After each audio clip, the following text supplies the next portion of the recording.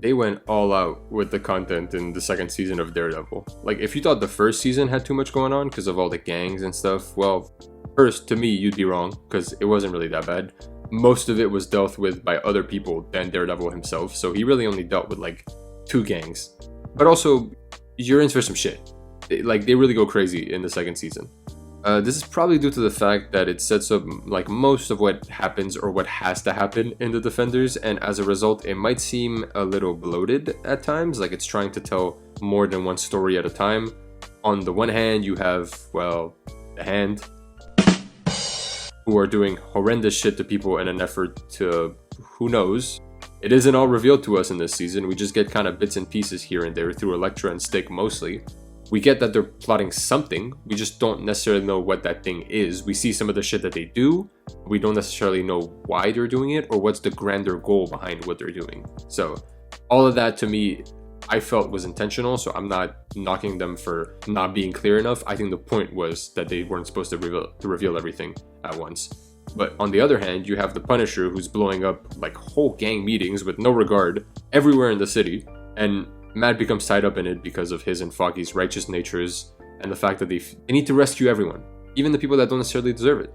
And that's without even mentioning the fact that Fisk is like plotting from behind bars and making moves. Does that seem like enough story threads to you? Because it's a lot to unpack in a single season. And unfortunately, one of these stories gets shafted.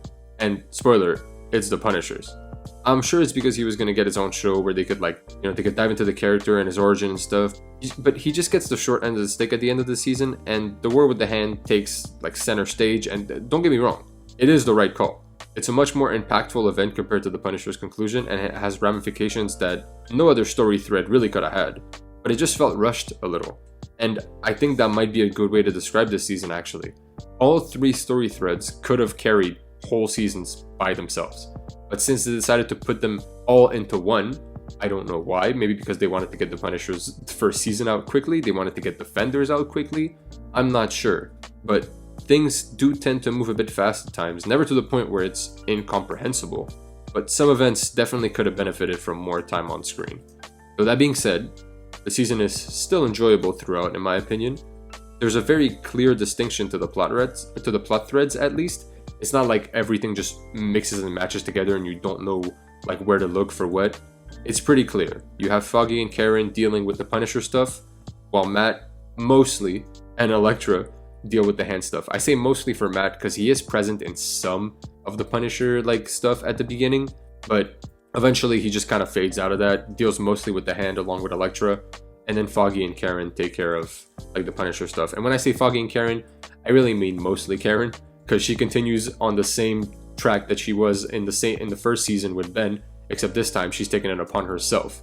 I really appreciated her character again because of the same reason that I appreciated her in the first season.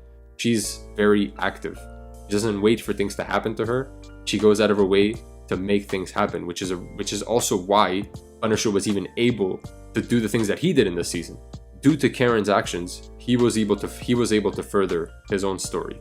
I think Karen definitely deserves some props for that. I didn't even like Karen that much the first time I watched the Daredevil TV show, but on rewatch, I'm really appreciating her a lot more. While I would have loved to see more interaction between Matt and Frank, we did get some, but at least they gave more screen time to Foggy and Karen, with Karen specifically, like I said, being much more interesting. But Foggy, on the other hand, is just annoying. I'm not going to rehash what I said for season 1, but I understand why he feels some type of way about Matt being Daredevil. And I do appreciate that there's some confrontation. They're not like walking on eggshells. Like, they actively go back and forth about the importance of Matt's role. And I found both their positions interesting. Actually, some of the best parts of this season don't have anything to do with actions. It's mostly just the arguing that's really compelling.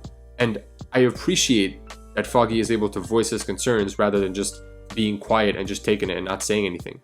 My thing is, I thought we were done with this before. I thought he had time to deal with it, but it seems like in season 2 it's just rehashed. He just can't face the fact that Matt is Daredevil, and he doesn't want to accept it. And he doesn't want to accept that he has other responsibilities. It's just annoying. But at least he does take some time, and then he decides to do things for himself. I can respect that. I can honestly respect Foggy's character for doing what's best for him as opposed to forcing himself to stay in a situation that's bad just because he's already linked to Matt. I do appreciate that part of his character. And there's other instances of the season too where like some of the best parts have none to do with action. Like for example, the best episode in my opinion is probably the one that has to do with Frank's trial, just because you don't really get to see Matt and Foggy like actually be in court all that often, and those scenes manage to stay engaging without having to be like action oriented like at all. I'm gonna give an A- to Daredevil season 2. If they focused on any of the story threads, it doesn't really matter which one, I would have given it an A+, honestly. But throwing everything at once is not always the best idea, and I think in this instance it kind of bogged down the story just a little bit.